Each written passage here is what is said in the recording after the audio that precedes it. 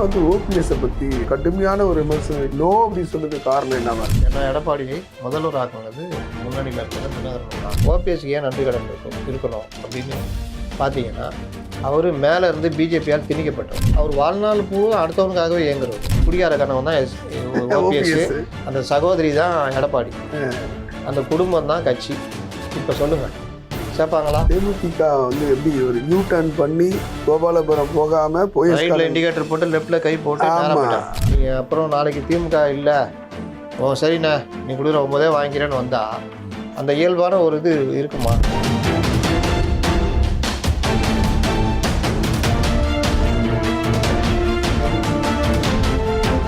நம் தமிழ் நேயர்களுக்கு வணக்கம். இன்றைக்கு அரங்கத்துக்கு வந்து இருப்பவர் மூத்த பத்திரிகையாளர் முத்தலீப் அவர்கள் வந்திருக்காங்க. வணக்கம். வணக்கம். ஓபிஎஸ்னுடைய நிலைமை, அவர் தனித்து விட்டிருப்பது, ஏன்னா அவர் வந்து கெஞ்சிறாரு அதிமுக நான் வந்துடுறேன் அப்படின்னு சொல்லிட்டு.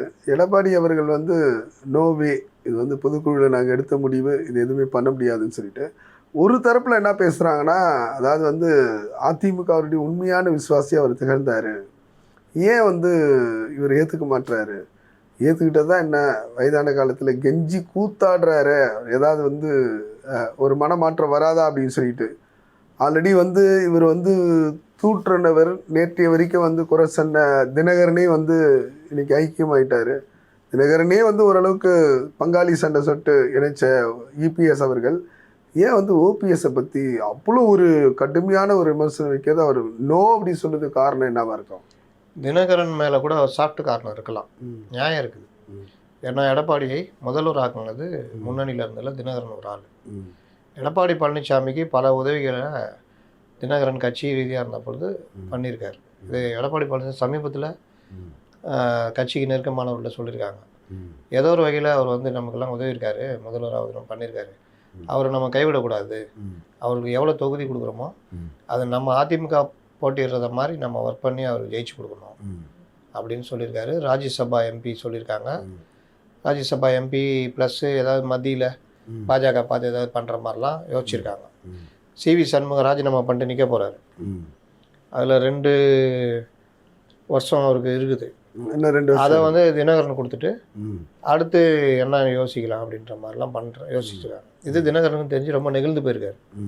பரவாயில்ல, எவ்வளோ பண்ணது, நம்ம வந்து ரொம்ப இதுவாக இருக்காரு. அவர்கிட்ட போய் ஓபிஎஸ் எனக்கு உதவி செய்யணும், நீங்கள் தான் பேசணும்னு நேற்று அறிக்கை விடுறாரு.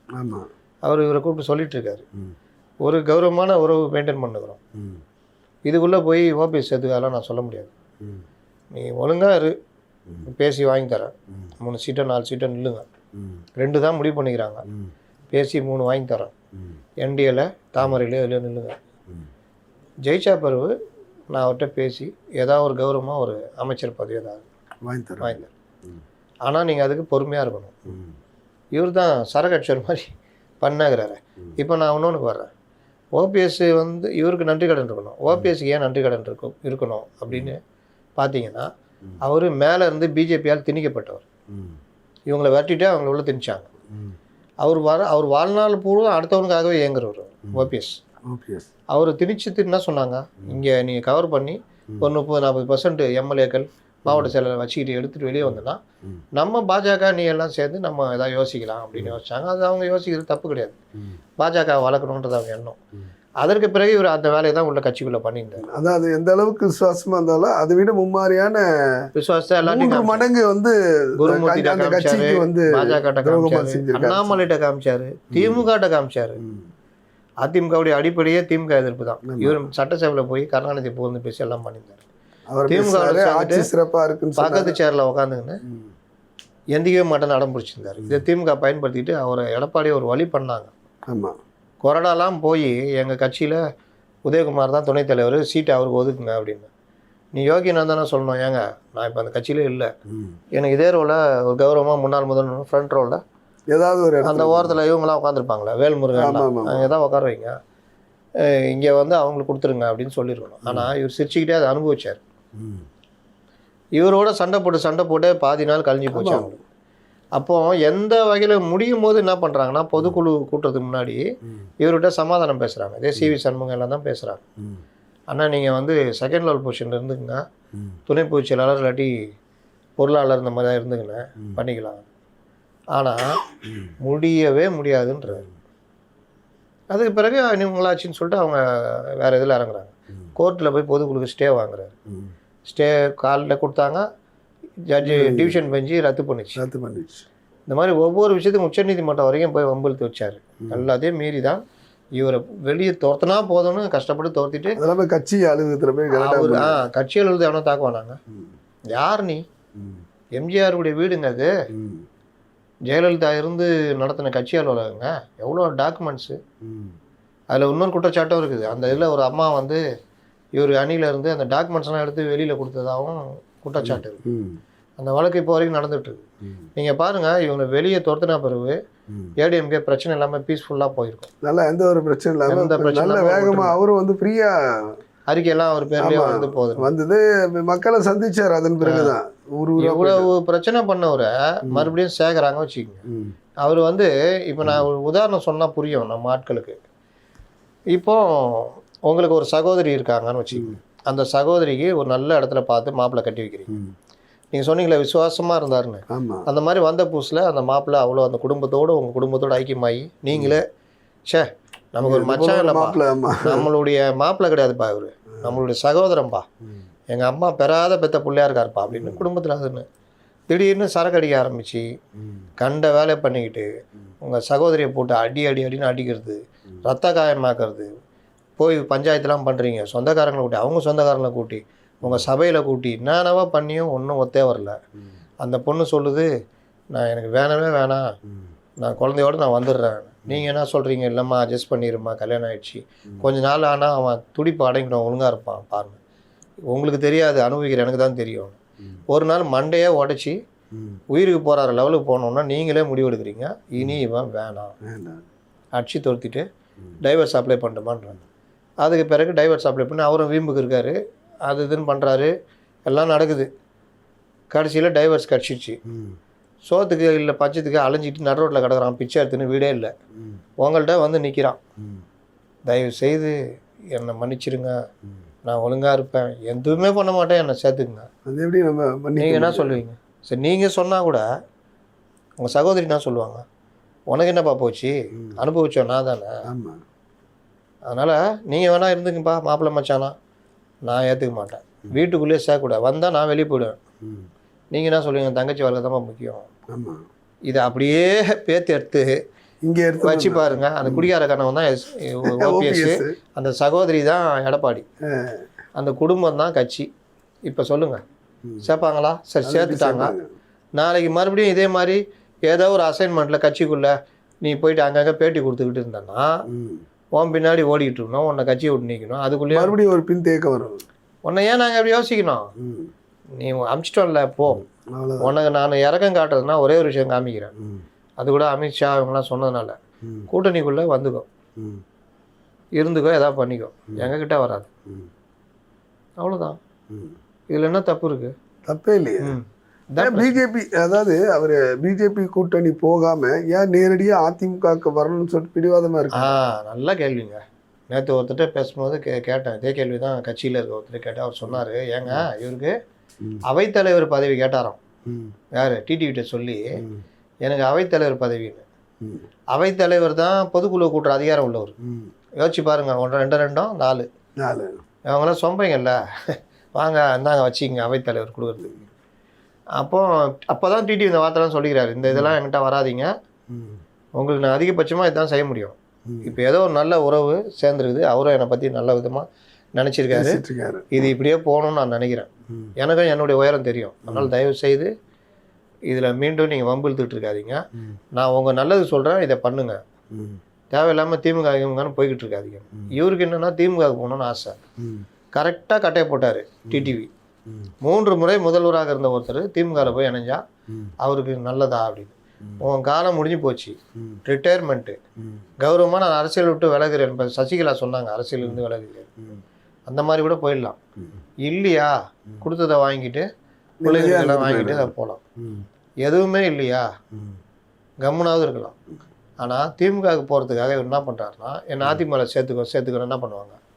முடியாதுன்னு சொல்ல. கடைசியில் நான் கேட்டேன், ஏற்கனவே நான் அதனால திமுக போறேன். அவ்வளோதான். ஏற்கனவே அமித்ஷா சொல்லி எல்லா இதையும் கேட்டுட்டு டெல்லி போய் சந்திச்சுட்டு சொன்ன பேச்சு கேட்காம மறுபடியும் ஒரு பல்ட்டி அடிச்சார்.